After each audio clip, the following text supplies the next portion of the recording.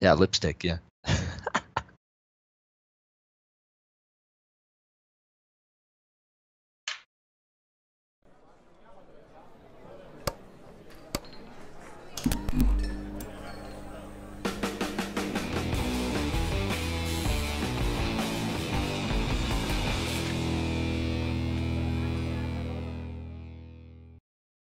Good evening, everybody. Happy Monday evening here, January 14, 2018. Or I'm sorry, 19. I am the big man on campus. This is Off the Board, the late night show where we try to put you on the right side here with some live bets and second half wagers. Also, break down some of the late night games. Just a great place for bettors to come at the end of the night. Hopefully, you have had a great day. Got plenty to talk about here tonight. And our co-host every Monday is Ian Cameron. You can find him on Twitter at Babano. Ian, our old friend, how you doing? I'm doing great, big man. It's a great time of year. It was an entertaining weekend of football, college basketball, NHL, NBA. Lots to keep you busy, lots to keep your bankroll busy as well. It's been a good night so far for me, big man. We've cashed a hockey winner already on the ice with Chicago Jersey over the total. It's been a good start there. Basketball, I've got a couple of – I'm going back and forth. I got the remote in my hand, big man, for a reason. I mean, there's a ton of games going on in college hoops and NHL right now. I'm trying to focus on all of it, but it's not that easy. Yeah, a lot going on. Obviously, I want to get everyone up to speed on what's going on down at Duke. Syracuse with a lead, 83-82. Why was Duke given 17 tonight? I know it's a lot of points, and I know Duke is great and all, but that's a lot of points to give Syracuse. Syracuse has come to play on the offensive end. We'll keep abreast of what's going on there. Maryland is beating up Wisconsin, and I had to worry, Ian.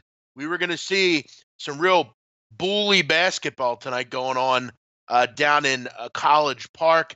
I am in the NBA on the Brooklyn Nets plus 2.5. I'm also on the Memphis Grizzlies as well. So we'll have to get involved with some live bets. We do have some late night games as well. Detroit, Utah getting going. We got Portland, Sacramento a little later, and New Orleans Clippers as well. New Orleans Clippers should be a fun game to watch. Ian, let's first kind of ask you, how was your weekend? Did you enjoy the football? Well, first in terms of the Duke game, because I want to talk about that, it's 84-83. I'm bound and determined to cash some tickets, big man, against this Duke team here in the ACC season. I took a shot against them with Wake Forest last week. Man, was that frustrating. I lost that bet by a point, but they were sleepwalking in the first half, and Wake was just so poor that eventually Duke wore them down, pulled away, and won that game and covered. But Duke, you're not getting any bargains with them, and you had to be concerned with the spot. I mean, that was a thrilling, intense, buzzer beater, down to the wire win against Florida State on Saturday, big time basketball game. You got to come back now, return home, basically 48 hours later, just a little bit more than that, and play a Syracuse team that's going to get into you defensively and really try to grind the pace down, slow it down. They really haven't slowed it down. I mean, you got 84-83, 167 points here, but still, Syracuse is a tough foe. It's a tough foe to be laying 17 points against, big man, considering you're coming off such an intense game like the one Duke had against FSU. Yeah, this has been an interesting pace. Obviously, I think we've all been surprised by how quick and how obliged Syracuse has been to run with Duke. I mean, generally that's not a recipe to beat Duke, but they've come to play offensively, and obviously Trey Jones being out obviously hurts. I mean, point guard, you lose him. If he's gone for a long period of time, that'd really get hurt Duke. That was one of their issues last year. They didn't have that go-to point guard, but we welcome everyone in. Make sure you hit the like button and say hello. If you want to call in, we've tried call-ins. They were good. Some of them were bad. If you want to call in, feel free. We'll look to keep them brief. We don't want to rile on for 8 hours from each or any caller. But if you want to call in, we'd love to hear from you. 937-401-2328. You have a point you want to make on a late night game, or you want to put us on to something that maybe we weren't seeing, or you just really want to get something off your chest. Maybe you hate me or you hate Ian, whatever you want. Call in, you can chat. Ian, want to ask you something here. I know NHL's going on tonight. You mentioned you've had some success on the ice earlier tonight. Any late night plays in NHL? I don't really follow NHL. I know we got a late night game getting going just now. Buffalo and Edmonton. And you know what, Ian? I got a DM from somebody that said to take Philadelphia tonight. They're looking good in second intermission.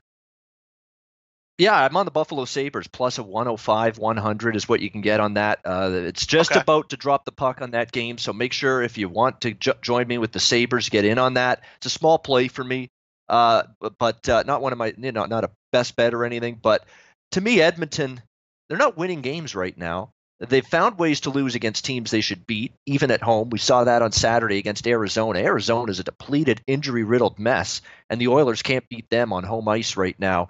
This Ken Hitchcock experiment here for the Edmonton Oilers started out strongly. It's evaporated. He got some magic going with this team, but the same old issues have come back with this Oilers team. They're too reliant on Connor McDavid, Nugent Hopkins for their offense. And after that, there's not a whole lot of secondary scoring. Their defense is below average. Their goaltending shows up when it wants to. Some nights it's good, some nights it's not, regardless of whether it's Talbot or Koskinen in net. Buffalo's had their own struggles, there's no doubt. But you're seeing Buffalo competitive nightly basis, and I think this is a winnable game for the Sabres, and they're still, I think, a team that's had a little bit of a better season and in better form right now than the Oilers. So, yeah, I took a little Buffalo there. Yeah, I'm on it myself. I'm going to jump on it with you here. It's about even money. If you are just joining us, Ian Cameron likes Buffalo tonight in the NHL out in Edmonton to take on Connor McDavid and the boys, plus 105 here if you're out there.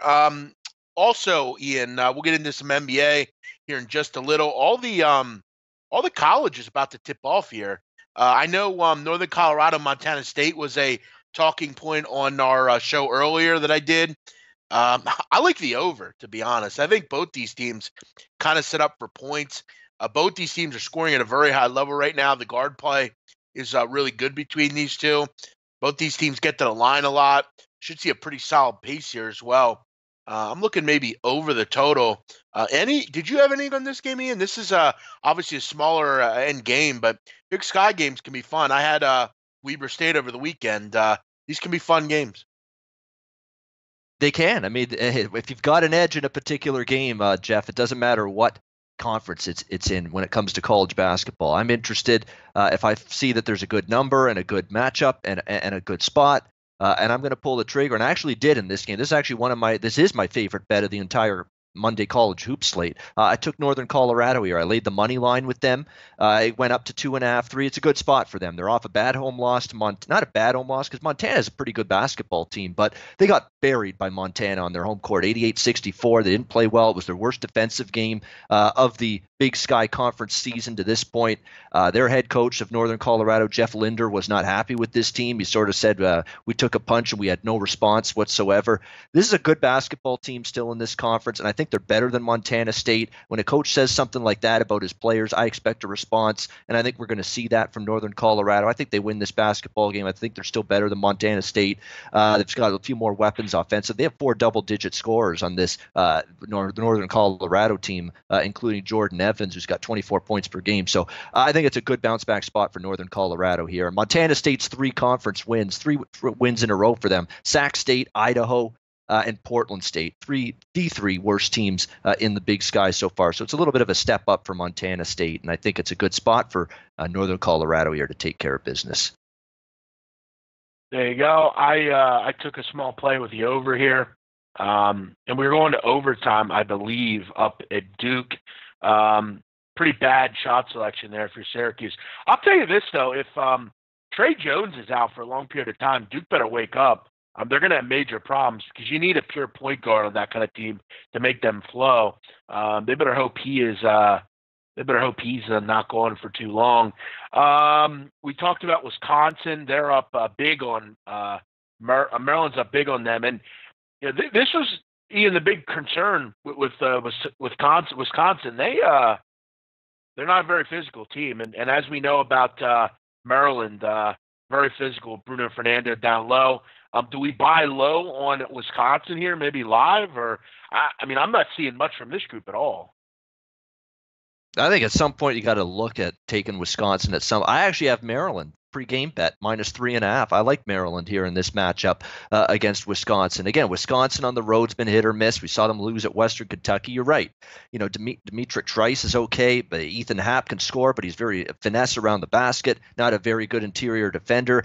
Maryland's got the bigs that can give him some trouble. And neutralize him a little bit at the offensive end of the court as well. And Maryland's playing great basketball right now. You got to look at what they've done and start being impressed. I mean, Maryland went on the road, beat a good Minnesota team because Minnesota was playing good going into that game. They have put together a nice resume here so far in the Big Ten. They're scoring well. Defensively, we'll see what they've done. They've held Wisconsin to 10 points in 12 minutes. And they've got a multitude of weapons now, inside and outside balance as well offensively with this Maryland team. And they're giving Wisconsin a lot of fits. So I'm going to wait a little longer. I think at some point I'll look to maybe middle this thing because I've got Maryland -3.5. Makes sense to at some point for me, my standpoint, middle. Look for a middle with Wisconsin, but I'm going to wait a little longer. I got to see a little turn of tide first, and I've yet to see it. You get 12.5 right now with Wisconsin at Bet365. In a first half play, you can get Wisconsin plus 14.5. I'm getting them at the worst number possible. Wow. I mean, you got to expect some kind of run before halftime, right? I mean, are they completely dead or what? This is disgusting. I don't know, but Buffalo Sabres have scored already. First minute, 1-0 Buffalo. Awesome. How about that? Yes. All right.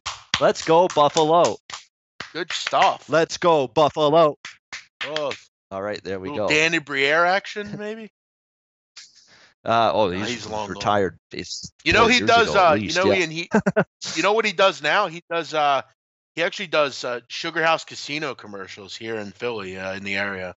Really? You know what he says? So he stuck around Philly? Yeah, he always says this at the end of the Sugar House commercials. You never know who you're gonna run into at Sugar House. That's what he always says at the end. Yeah, I think he it's funny, and I knew a woman. She was a bit older, like she was in her 40s, but I knew her kind of from the shore and stuff. She actually went out on several dates with him. She said he's a great guy, really good guy. But yeah, he's stuck around. I think he lives in South Jersey somewhere, and he's got kids and stuff. And I think he does some stuff with like youth hockey and stuff. But yeah, he's a pretty nice guy from what I've noticed. No, he is. He's class act off the ice. He's a good player. One of those guys. He's a diminutive forward in terms of size, but man, great skill, great hands around the net, great shot. Great playmaking ability as well. I mean, Danny Briere was a great hockey player. His best years were in the Buffalo with the Sabres, but he had a lot of good years with the Flyers as well years ago. It's good. I didn't expect that. I didn't even know he was living in Philadelphia. I assume he might be living in Philadelphia. I don't know, but that's pretty cool. He's doing those commercials. And you're right. You'll never – what's he say? You never know who you might run into at Sugar House. I'll damn sure wouldn't have expected to run into Danny. They do like real quick, they do like it's like a commercial where they have like – I don't know if you've ever seen those like casino commercials. It's kind of lame, but like they have like it's him, Mike Quick, and Merrill Reese, and like Seth Joyner, and they do. Oh, and Lauren Hart, who does the national anthem or whatever. Yeah, and she they do those like that little commercials. Yeah, and Jimmy Rollins, he's on it too. And at the end, it's like you never know who you're gonna see at Sugar House. Yeah, it's.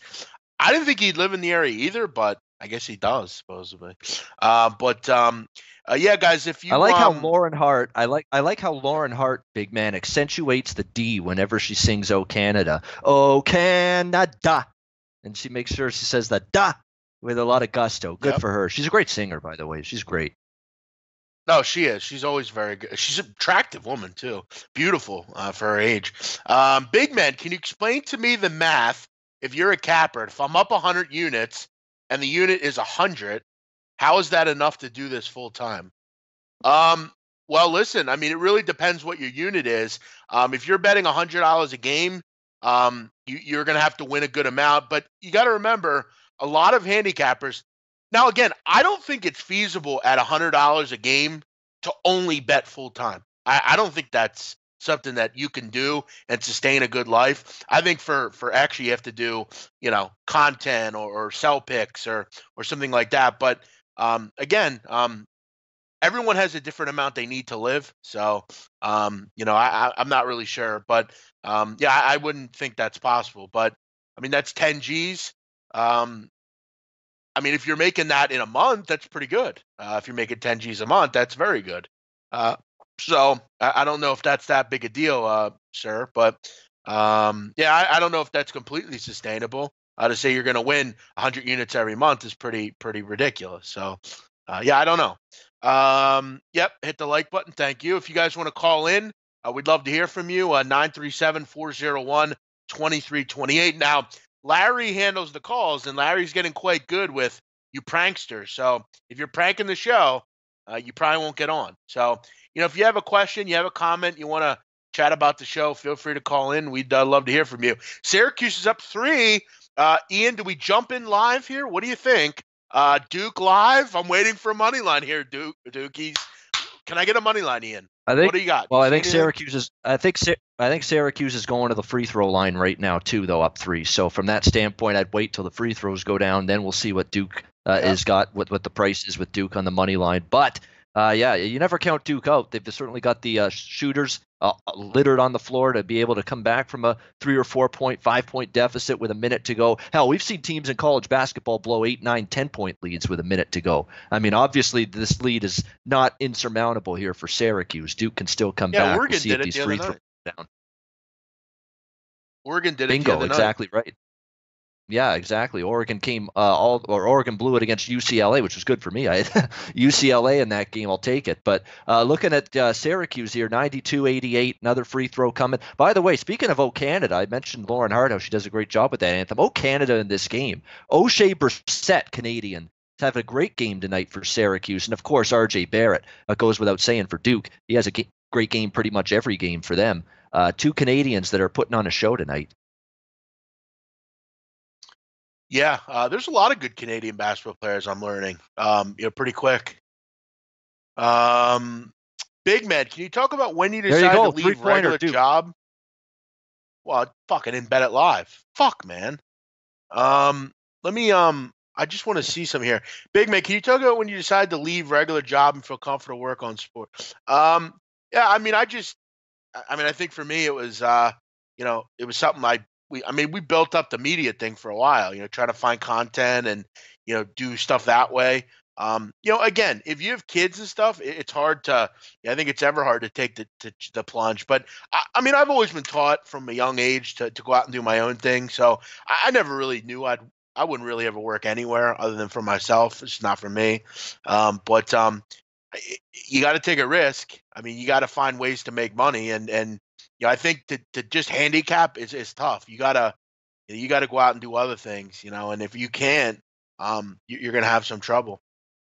But Ian, what about you? When did you start? I've been doing this for a long time, too long already. I mean, I was starting to bet seriously in like 2008. That's like 10 or 11 years ago, and I became a handicapper in 2012. So just as a handicapper alone, it's been 7 years for me. I mean, I've been at this for a long time. And I wouldn't really trade it for much. I mean, I was sick and tired of doing office work and doing database programming. I did early in my career. I was doing City of Hamilton technical support work way back going into my co-op days in high school. So, it was those office jobs. And while I was doing okay at them and I was making decent money at them, I wasn't having any fun at them. And my passion's always been sports. It's been watching sports. It's been trying to play sports, although the only sports I really play that well are bowling and golf. Not even golf I don't play well. Bowling's the one I play well. But, yeah, I mean, I was just not having fun, Big Man. It was that simple. And I was starting to do reasonably well, posting picks on forums a lot in the Internet Sports Memo Forum, and that's how I ended up getting hired there years and years ago. And then, of course, I've been basically a handicapper now for 7 years, and I wouldn't trade it for anything, Big Man. It's a lot of fun. It's a lot of stress. This little thing called a ticker takes its toll over time when you're watching these games and watching your wagers play out on a nightly basis. But boy, I enjoy the ride. That's for sure.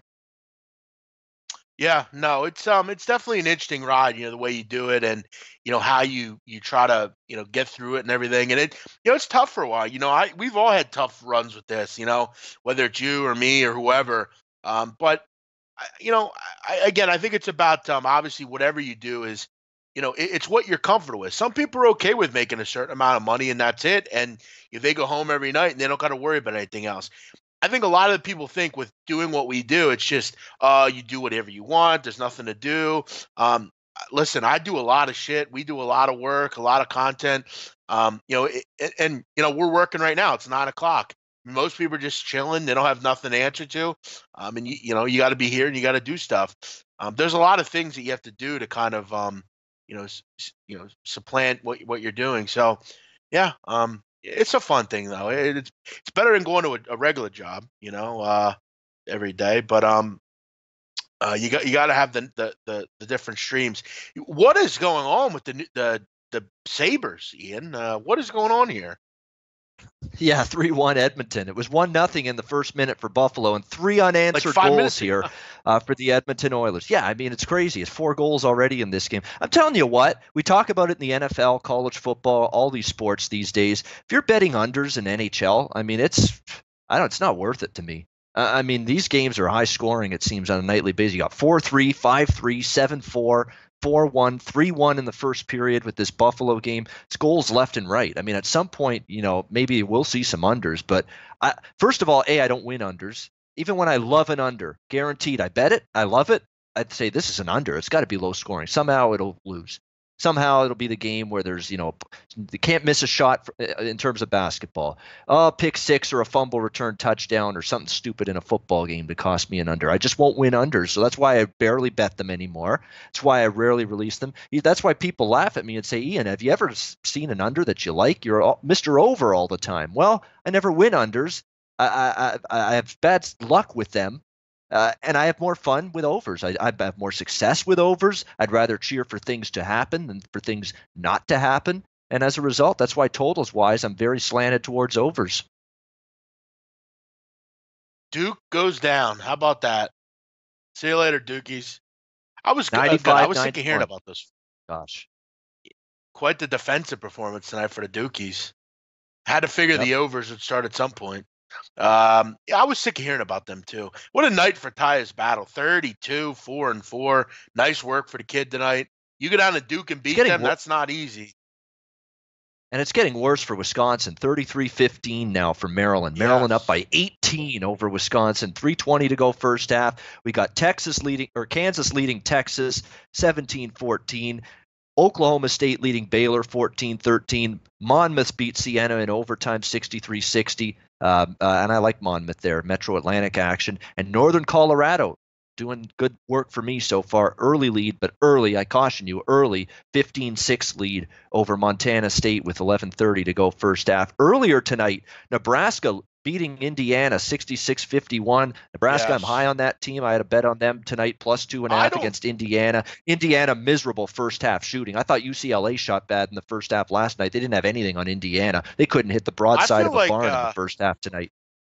Yeah, I feel pretty bad that I should have let it fly with Nebraska. That was the one game I was capping earlier, and I just thought to myself, why it just doesn't make a lot of sense to me. I feel like Indiana is subpar a lot of things, and I just thought it was a bad matchup for Indiana. But Indiana's another team that's gonna have some trouble with the height this year without Deron Davis. That's a big win for them and for obviously for Cuse. How about that, Ian? Cuse goes and loses by double digits to Georgia Tech at home.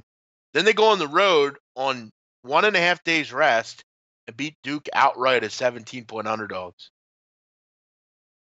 Yeah, that's pretty impressive. That's why Syracuse, to me, is it's a team you have to respect still. It's a team that's still, to me, dangerous because if they can get any sort of offense. Now, tonight they had the offense going. I don't think Duke was all that, intense defensively tonight. I mean, they're coming off the big game against Florida State. I don't think this was Duke's greatest defensive effort. But take nothing away from Syracuse. They got their offense. If they could give you a semblance of offense with Tyus Battle, Brissett, Dolezaj. Remember Dolezaj came on strong in the tournament last year for them? He was great for them in the tournament. He's had a terrible season for the most part. If they could get something out of him consistently, they become even more dangerous. And as long as they've got that 2-3 zone defense, and they played that very well with this core group the last couple of years. They're a team to be reckoned with in the rest of the ACC season and into the tournament. And in terms of the tournament, there's still people barking about Syracuse today. They got work to do January, February, and into March to get into the tournament. Well, boy, talk about building your resume. A road win at Cameron Indoor against Duke. Man, that goes a long way to building that March resume. Looks as if Jim Boeheim peed his pants during the game. Did you see that going around, Ian? Really? He did a junior soprano there in the mental house? Yeah. Pissed his I pants? retweeted it. It looks like he peed his pants during the game. Oh, poor guy. That's unfortunate. If anyone I wants hate to to, see take that a because look, it means you're getting old. By the way, the Devils are up 7-4 on the Blackhawks. Jesus, a lot of goals there. You talk about something that just keeps on cashing every night. It's Chicago Blackhawks overs. I mean, it's ridiculous at this point. It's like every freaking night, here's Chicago Blackhawk games going over the total. I mean, it's unbelievable. I mean, they have no defense. The goaltending suspect. They're just absolutely dreadful in their own zone defensively. But they can score goals. DeBrincat's scoring. Patrick Kane's had a nice little run lately, scoring goals. Jonathan Taves has had a bounce back season offensively. They're still scoring goals, this hockey team, and as a result, you got the perfect recipe for a team that's in a lot of overs these days. Yeah, a lot of goals in these games. Wow. Did Zion play tonight? Yes, he did. Did I start my competition with King Rail? No, I haven't. We're starting it on Thursday. We were going to start it tonight, but we were told by SBR that they wanted us to start it on Thursday, which, I'm kind of irritated because I'm pretty annoyed because there were two games that I really liked tonight in the NBA, and it would have been nice to get a nice little start here. Brooklyn is killing the Celtics. Fuck yes. They're up big, 22 on the Boston Celtics, and I also have the Memphis Grizzlies. They're hanging around against Houston. So, we'll see. Obviously, we'll start that. I do want to get into some of these NBA games, Ian. I know you know a little bit about the NBA. I want to kind of. Yep. No, I'm going to jump in right now. I'm going to get in on it right now because they just made it 5-4. Minnesota Wild just scored. They're down 5-4 to the Flyers. I don't trust this damn Flyers team to hold the lead. Sorry, they've done it all year. They've blown games. Yep. They've blown leads. I got to do it, big man. I know Philly's your hometown there, but I'm in on Minnesota right now live. I'm waiting for that price to refresh after Minnesota just got the 5-4 goal. We're still going to get a nice plus price on them. I'm in. And they need this game. Minnesota's barely hanging on to a playoff spot in the Western Conference. You got to beat teams like the Philadelphia Flyers right now if you hope to make the playoffs in that very tough NHL Western Conference. So I'm waiting for that price. Minnesota in game right now. They're down 5-4, 10:40 to go in the third period. Once I get that price, I'll let you know, guys. Yeah, I'm going to get in on it with you here. That's a good point by you about them being down. They never hold any leads. So, also, Kansas, Texas in a little bit of a battle here. I'm going to get in here on the Jayhawks or on the Longhorns. I think here if I can get 8.5, which it just fucking changed. All right, we'll come back to that one. Let's go to NBA here and let us know, Ian, what price you get on that. 509 plus 360 Kings. There we go. Wow, really? Plus 360 Minnesota to come back and win. Sabres just scored 3-2. Nice. Crazy game. All right, I'm in on that with you.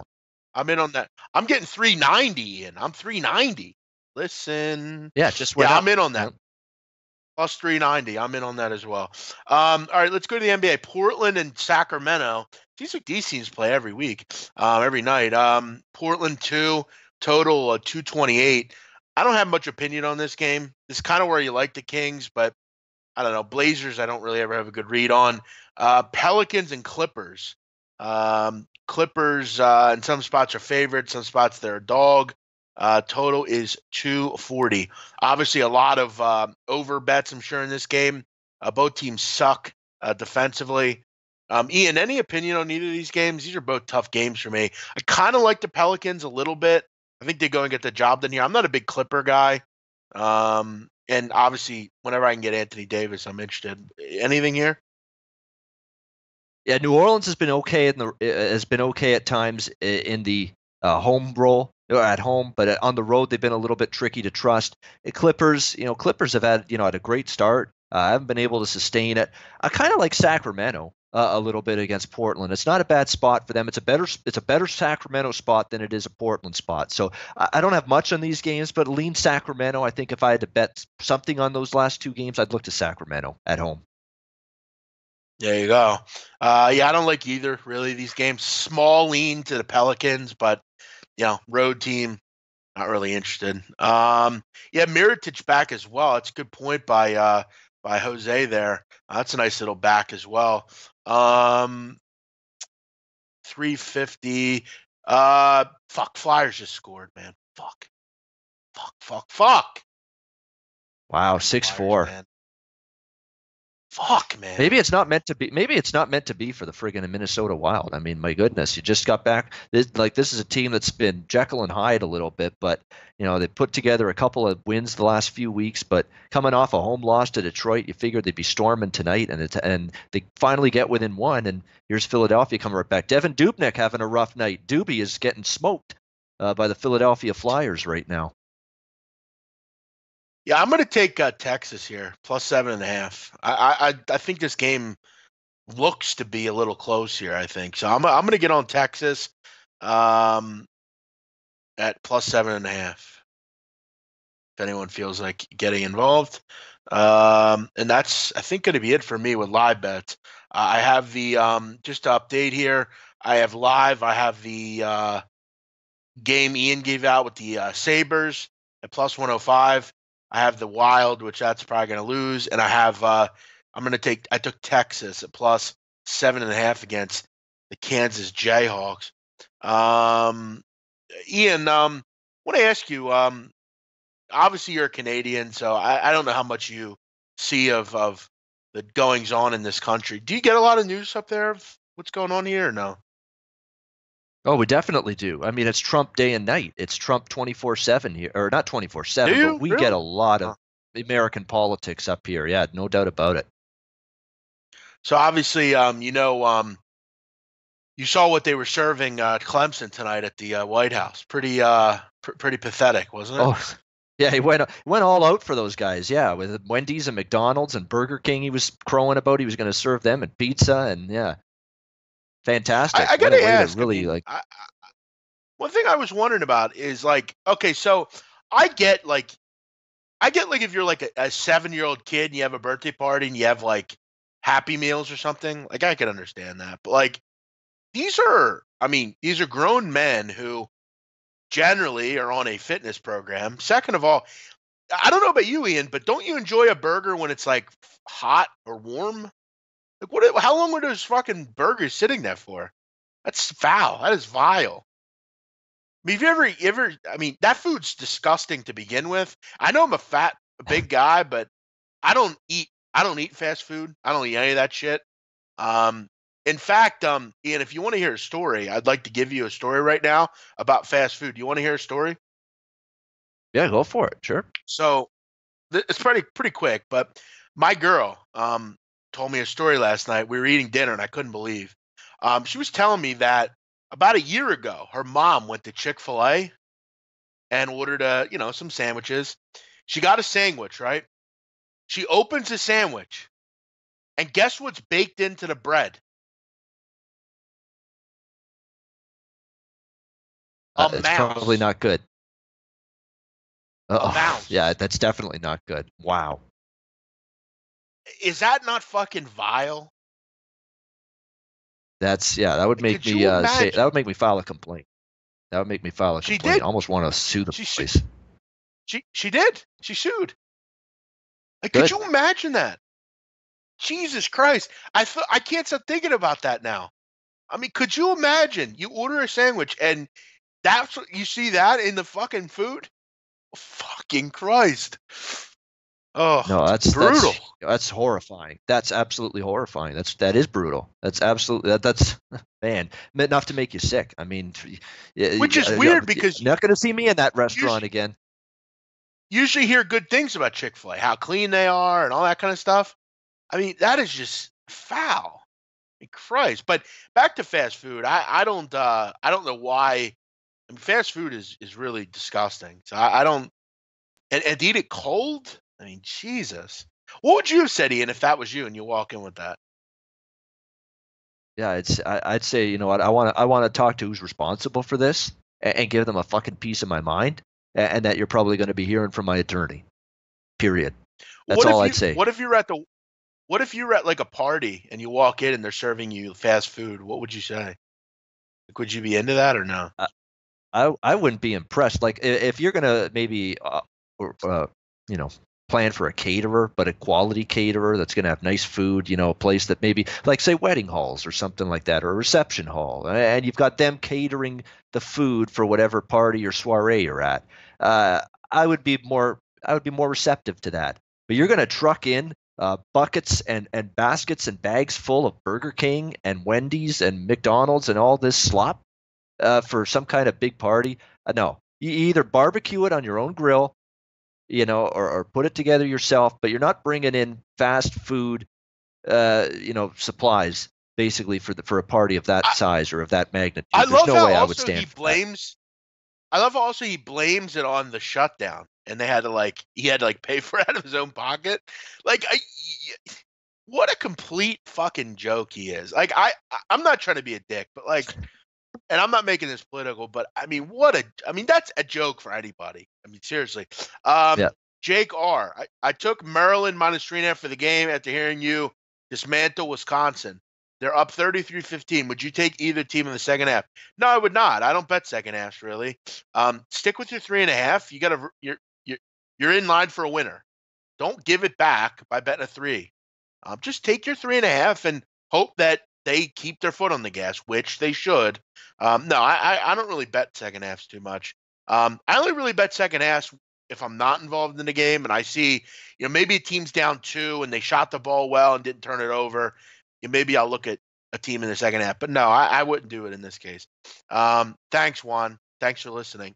Ian, so yesterday, obviously, you had some good football going on. Do you think, are you happy with the two matchups? You can't be not happy with the matchups, right? I am happy with the matchups because they were two excellent regular season games. These are actually what's one of those rare years where you've got an AFC and NFC championship game where both of them are rematches of a meeting between the same two teams from the regular season. The Rams played the Saints in the regular season in New Orleans. The Saints got the better of it. And of course, the Patriots and the Chiefs, we remember that Sunday night thriller in Foxborough in the first half of the season. That was as good a regular season football game as you'll see.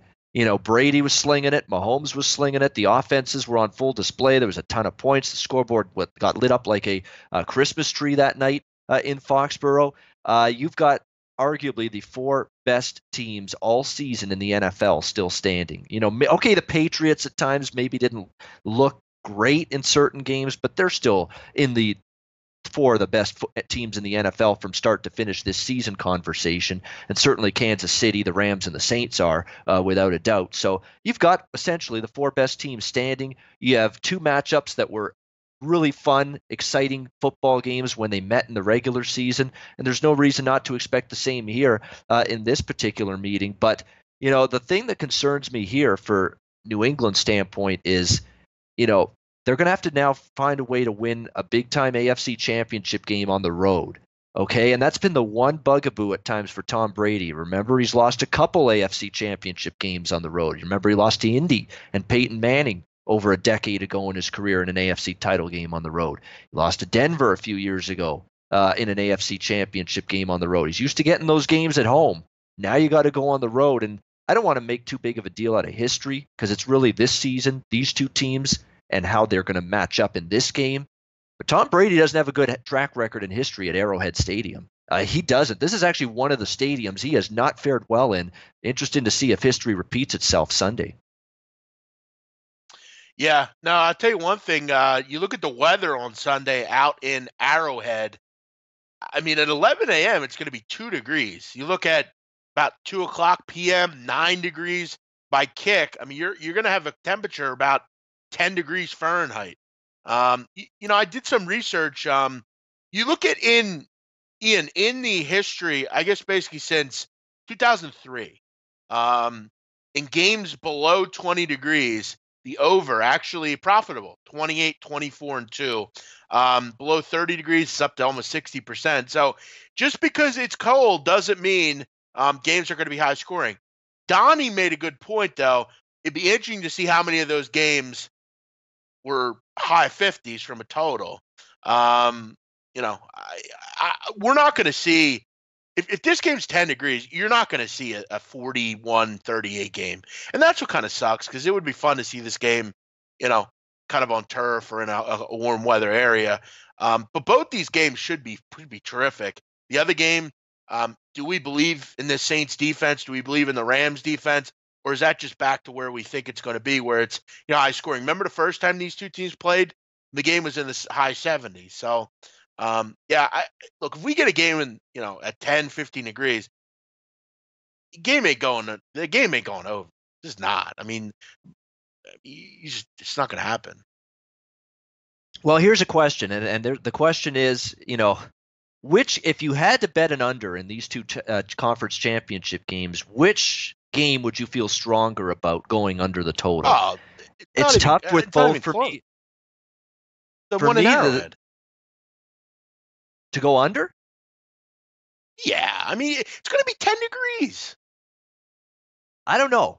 I mean, if the weather was good there, if the weather was fine there, and even if it is cold there, like, wind is going to be the key. What is the wind forecast going to be for Sunday at Kansas City, Big Man? That's what matters the most. I say this all the time when it comes to totals. But I know, but I think we have to all remember, like, 30 degrees ain't bad. But when it gets down to 10 degrees, I mean, that's bitter cold for anyone.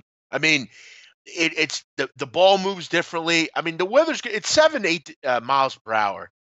I mean, I would like to look at I want to say, remember Green Bay, Seattle a couple years ago? It was real cold. Remember that game? Yep. Where Blair Walsh missed that field goal. You remember that? It was Minnesota, Seattle. It was Minnesota, Seattle. Right. Yeah, it was cold. 3 degrees. It was 3 degrees at kickoff. But that being said, you had two amazing defenses in that game, right. Two suspect offenses in that game. You don't have that with these two teams. You've got two elite quarterbacks. You've got two very good offenses. It is coming down. People are reacting to the weather. I mean, I'm not betting Patrick Mahomes and this Chiefs offense under the total, period. I don't care who they're playing. I'm making a case that the Rams-Saints game has the better chance of staying under the total, and here's why. Did you see the New Orleans Saints drive to begin that third quarter? They are taking time off the clock. I watched that play clock, and I had the over in that Eagles-Saints game. It didn't even come close. I'm seeing that play clock go down to almost zero every time they snap the football. This is a slow, snail-paced New Orleans Saints offense. Sure, they can have some explosiveness still. They are capable of a big play at any moment. But from a pace perspective, they've got to be one of the slowest-paced offenses right now in the NFL. They have to be. They are snapping the ball every single play on offense with 2 seconds or less left on the play clock.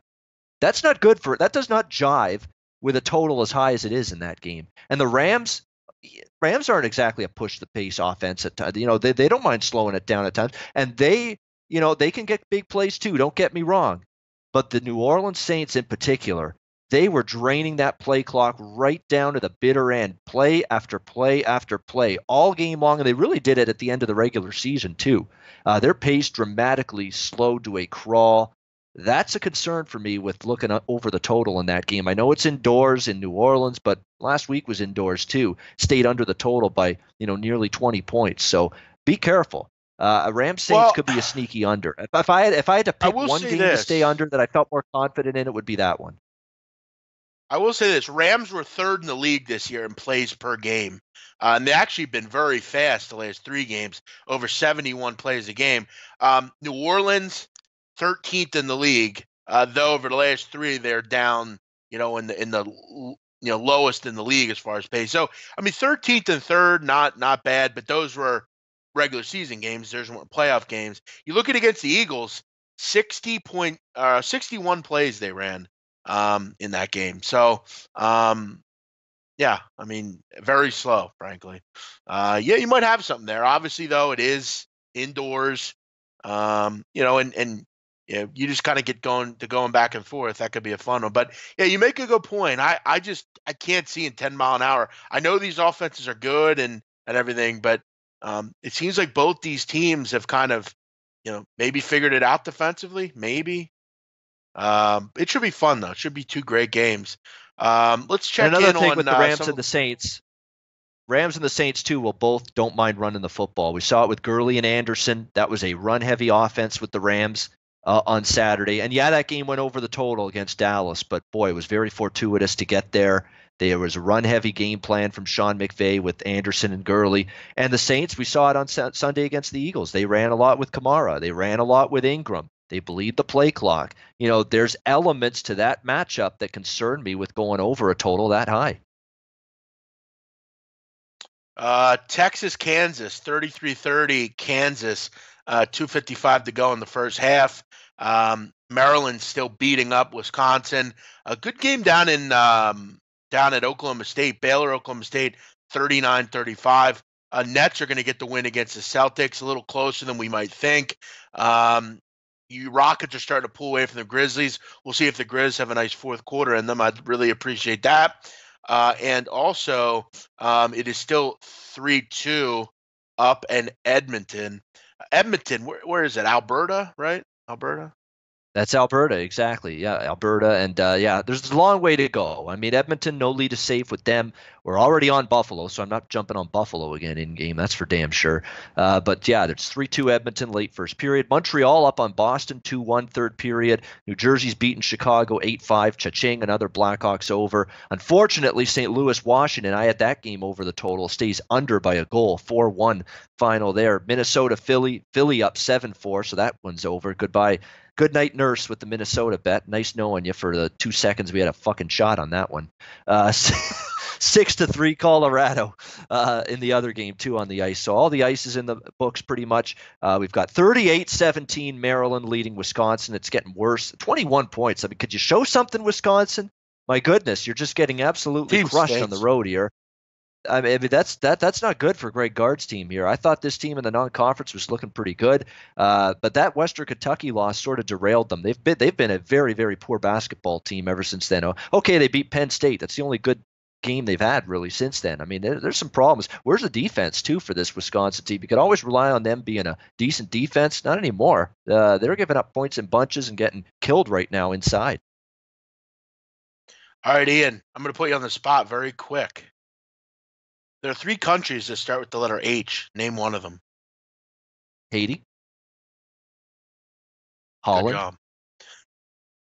No, it's Netherlands, but okay. Hungary. All right, well, Honduras. Hungary, yes, Honduras. There we go. Yeah. There you go. You get a little brain flow tonight. James Harden with 41 points in 27 minutes. I mean, what a season for him. Someone actually came into our chat the other day and said they thought Nikola Jokic should win the MVP over Harden. Give me a fucking break. That guy must have been on drugs. I don't know what was going on there. I'll be honest, I haven't watched enough NBA regular season to really go in on that debate. I assume that's correct. For me, NBA regular season, I'll watch a couple of games. I'll bet occasionally. I get in hot and heavy into the NBA at playoff time. And in fact, I'll send out plays at the website in playoff time because I actually focus in on NBA at playoff time. I handicap the games. I don't handicap the games all that much in the regular season. I'm not anti-NBA. I'm not an NBA hater like some people think. It's just in the regular season, I can't be bothered. The NBA regular season games bored stiff watching them half the time. That's number one. Number two, I don't know who's going to play on a nightly basis. You could have a bunch of starters rested at any given time for any given team. That's very frustrating trying to handicap games that way. At least in the playoffs, I know everybody's playing. Everybody's up for the game. No one's taking a night off. No one's waving the white flag. And I enjoy playoff basketball. It's more entertaining. It's more competitive. You get the best teams in there. Yeah, regular season doesn't do anything for me. Wake me up when the playoffs arrive in April. Ian, a woman in Philadelphia was not happy after the Eagles lost yesterday. According to police reports, she placed her girlfriend, I guess she's a lesbian, she placed her girlfriend's dog inside a microwave. Kristen Gaskins of Philadelphia was charged with simple assault, harassment, and cruelty to animals. They were staying at a hotel as part of a getaway, but Gaskins got drunk and began yelling at her about the Eagles' loss. The woman said Gaskins began to push her and push her back so she could get away. He then went to the microwave, the police, and found the microwave and found a white Pomeranian dog inside. The microwave was not turned on and the dog was unharmed, but the oven was too small for the dog to stand around, and there was limited ventilation. So people were not happy in this town yesterday after the Eagles lost. Luckily, the dog is okay. Yeah, I mean, of course the dog. I'm very happy the dog's okay. You always want your pets to be safe. It's very important. I love cats. I love dogs.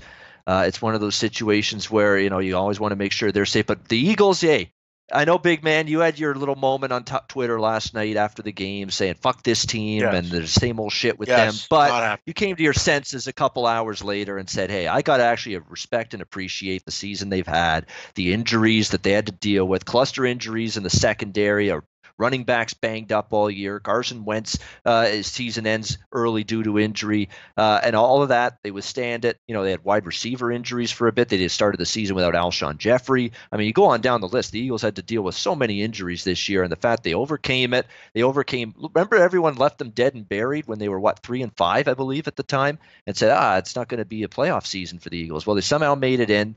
And then ended up winning against the Bears, albeit, they needed a missed field goal, but they still beat the Bears, and I think were deserving to win.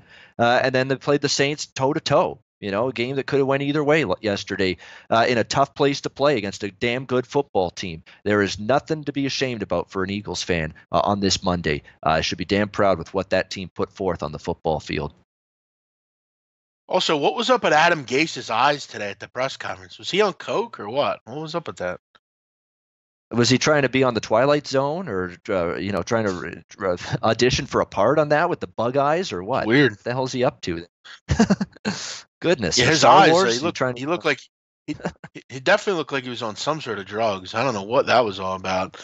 I'd be on drugs too if I was watching the Winnipeg Jets. Let's be honest. Yeah, if I was the coach of the Jets, yeah, that's a good point by you. All right, Ian. Any final games you're looking at here as we end out the night? Well, we got to talk about Kyler Murray. You mentioned wanted to talk about Kyler Murray for a bit. We got to say something about that. The big news, of course, he declares for the NFL draft. How do you like being the Oakland Athletics here in that news? I mean, here's a guy that basically told you, I'm committed to baseball. I'm only going to finish out football, in the college ranks here with Oklahoma. Now they see him have this, season that was so good he wins the Heisman Trophy. Is really the only reason Oklahoma's wins the Big 12 in the playoff. To begin with, was the play of Kyler Murray. It wasn't that Civ defense that Oklahoma had.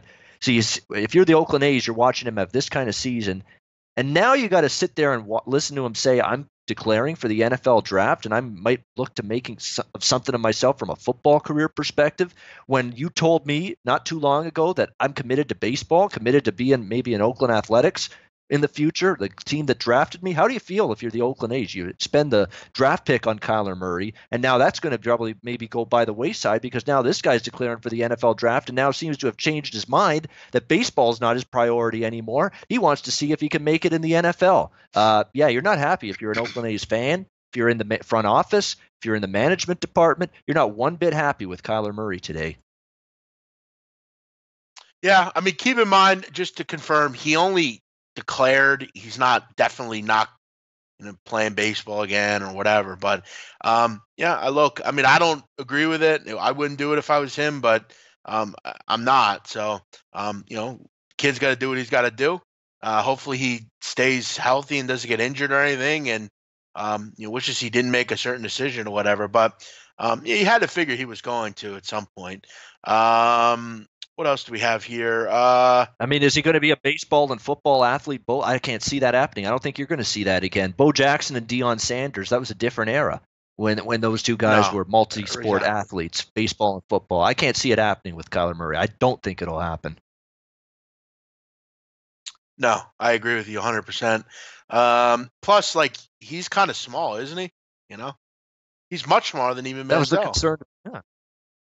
Yep, no doubt. That was the concern to begin with for drafting Murray in the NFL. There was the height, the size. I'm gonna just come out and say it. By the way, on the football conversation here, I sometimes will comment on this. Sean McVay, his wife is the hottest wife or girlfriend of any athlete, I think. She is gorgeous. Like- oh, she's Like, dude, what a beautiful woman, man. Wow. Good for Sean him. McVay's my Great, age dude. too, and Sean McVay's right around my age too. So she'd be perfect for me. Nice. Yeah, maybe you should try to steal her. She likes guys with blonde hair. You have blonde hair. You could get her probably. Yeah, who wants to be a McVay Listen, when you Ian. could be a Cameron? Yeah, anyway. I mean, you could go to Soup Fest and everything. It'd be much better than Rams game. Soup Fest, Beer Fest, craft beers. I'll give you the whole works, baby. Now, it's kind of lame. She wears shirts that say McBay on them with his face. It's kind of lame, dude. Like, yo, if my girl wore that shit, like if she had a BAE shirt, I'd be like, yo, take that Joan off. That looks stupid. No, that ain't happening with you. No way. Yeah. No. I don't blame you. None of that. Yeah, it's a shame, Ian, you don't live a bit closer, because I would definitely hook you up with a friend of my girls. She hangs out with a lot of hot girls, so I could definitely hook you up. It's a shame you don't live a bit closer. I'm doing the girls a favor keeping them away. You're going to be I'm an obsessed sports nut. If you want me to flipping through my phone every 10 minutes, yeah, I'm the guy for you. King Rail, big man on campus odds, or we get knocked out first? No, I'm my odds are not that I get knocked out first. I am me, Jimmy, and Wellcapper are last on that. By the way, guys, I want to tell you all quickly about the poker tournament this weekend. Not this week, this week, not weekend. Wednesday night, 9 o'clock or 8 o'clock. I'm sorry. From UWager, all you have to do is have a UWager account, and you can play poker with us. You can play poker with me and with King Rail and with Wellcapper and with everybody. It's free. It's $1,000 to the winner, and for anyone you knock out that has a bounty on their head, including me and King and all the other people, you get $100. So it's free to play. You can sign up 2 hours beforehand, and we had a fun time with it last time. We'll be streaming live with it, yeah, I would strongly urge you be there. So come play in the poker tournament on Wednesday, sponsored and perform over at UWager Wednesday night. Ian, now you're not a poker guy, are you? I'm not, but I'm a live in-game bettor, and I'll give you one more before we wrap up in a few minutes here. You mentioned the over in this Northern Colorado-Montana State game. We're at halftime. It's 35-28 Northern Colorado, which is good because I'm on that side, but there's a long way to go. We haven't won anything yet there. 7-point leads, nothing. But total is 79 here at halftime. Second half total, 79. That makes the adjusted total for the game 142, which still gives you, 10-plus points of value because the total before the game was in the 150s. So you've still got adjusted value to the over at 142 adjusted total with a 79 total in the second half. I'm going to go over. I mean, I'm looking at the percentages. I think both teams can shoot better in the second half, and I think both will. So over 79 second half there. I'm going to take a shot with that. By the way, Syracuse was plus 1365 on the money line. Nice score if you had them. That'll be it for tonight here on the Off the Board show. Thanks to everyone for checking us out. We do appreciate it. We'll be back tomorrow, as always, with another show. Drew Martin will join us. We'll continue the week that was in the college basketball, NBA, and all the other ranks. Ian, thanks for joining us, always. Always good to talk to you. Always fun spending a Monday night right here on Off the Board. Thanks, Ian. Everyone have a great night. We will see you all tomorrow. Thanks to Larry for producing. Thanks for joining us, guys. We'll see you tomorrow. Bye-bye. Thanks, everybody.